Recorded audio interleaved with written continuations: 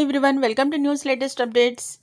ఈరోజు ఒక main important latest update అయితే రిలీజ్ అయింది ఫ్రెండ్స్. అది ముఖ్యంగా కేంద్ర ప్రభుత్వానికి సంబంధించి కేంద్రం అయితే కీలక ప్రకటన అయితే చేసింది. అది ఏ విషయం గురించి అనే పూర్తి సమాచారం మనం ఈ వీడియోలో తెలుసుకుందాం.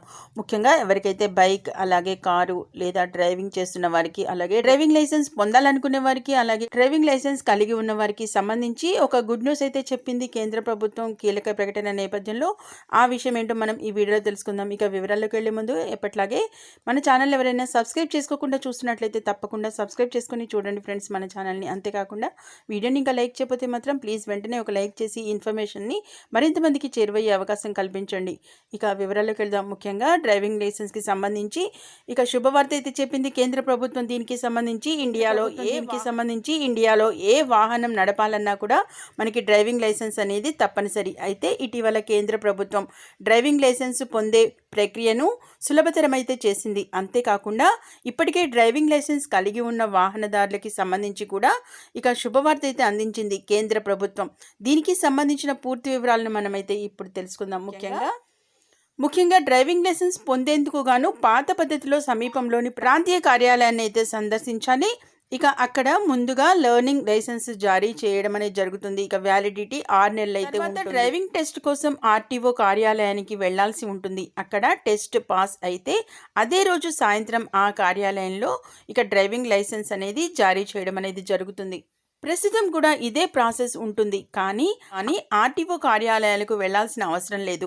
అంతేకాకుండా టెస్ట్ కూడా పాస్ అవ్వాల్సిన అవసరం లేదు. కానీ కొత్త నిబంధనల్లో గుర్తింపు పొందిన ఇన్స్టిట్యూట్ నిర్వహించే పరీక్షల్లో ఉత్తీర్ణులైతే చాలు. అలాగే ఇన్స్టిట్యూట్లో అర్హత సాధించిన వారికి మాత్రమే లైసెన్స్ అనేది లభ్యమవుతుంది.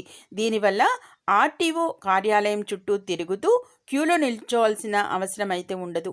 అలాగే కేంద్ర రాష్ట్ర రోడ్డు రవాణా శాఖలు డ్రైవింగ్ ఇన్స్టిట్యూట్ ప్రారంభిస్తున్నాయి. కాబట్టి ఇక డ్రైవింగ్ లైసెన్స్ కావాలని దరఖాస్తు చేసుకునేవారు గుర్తింపు పొందిన డ్రైవింగ్ ఇన్స్టిట్యూట్లో కేంద్రాల్లో అయితే మీరు ఈ డ్రైవింగ్ లైసెన్స్ అయితే పొందవచ్చు. అలాగే ఇక ఇదిలా ఉండగా ఇక భారత డ్రైవింగ్ లైసెన్స్ హోల్డర్స్ ఎవరైతే ఇతర దేశాల్లో డ్రైవింగ్ చేసేందుకు గాను అదనపు లైసెన్స్ పొందాల్సిన అవసరం లేదు. భారతీయ డ్రైవింగ్ లైసెన్స్ గుర్తింపు పొందిన దేశాల జాబితాలోకి వెళ్తే ముందుగా మారిషస్, అలాగే ఇక్కడ 4 వారాల వరకు వ్యాలిడిటీ అయితే ఉంటుంది. అలాగే మీరు ఇక్కడ ఈ డ్రైవింగ్ లైసెన్స్తో బీచ్లలో డ్రైవ్ అనేది చేయవచ్చు. అలాగే స్పెయిన్లో కూడా ఈ డ్రైవింగ్ లైసెన్స్ అనేది అంగీకరించబడుతోంది. అంతేకాకుండా స్వీడన్, సింగపూర్, స్విట్జర్లాండ్, అమెరికాలో కూడా డ్రైవ్ చేయవచ్చు. అలాగే యూఎస్ఏలో తప్పనిసరిగా ఫారం ఏదైతే 1-94ని కలిగి ఉండాలి.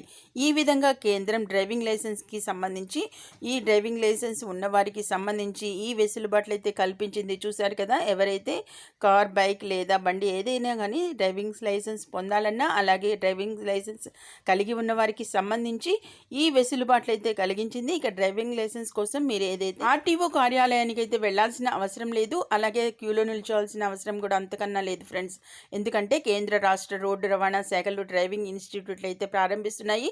దీనికి సంబంధించి ఏదైతే ఈ రవాణా శాఖలు డ్రైవింగ్ ఇన్స్టిట్యూట్లుగా ప్రారంభిస్తున్న నేపథ్యంలో అక్కడ మీరు ట్రైనింగ్ తీసుకున్న నేపథ్యంలో మాత్రమే ఇక వారి లైసెన్స్ని అయితే మీకు సులభతరంగా ఇవ్వడం అనేది జరుగుతుంది. కాబట్టి ఈ సదవకాశాన్ని అయితే వినియోగించుకోండి. అంతేకాకుండా ఈ విషయాన్ని మీ ఫ్రెండ్స్ అండ్ ఫ్యామిలీ మెంబర్స్ అందరికీ కూడా తప్పకుండా షేర్ చేయండి. అలాగే వీడియోని ఇంకా లైక్ చేయకపోతే మాత్రం వెంటనే ఒక లైక్ ఇచ్చి ఛానల్ని సపోర్ట్ చేయండి.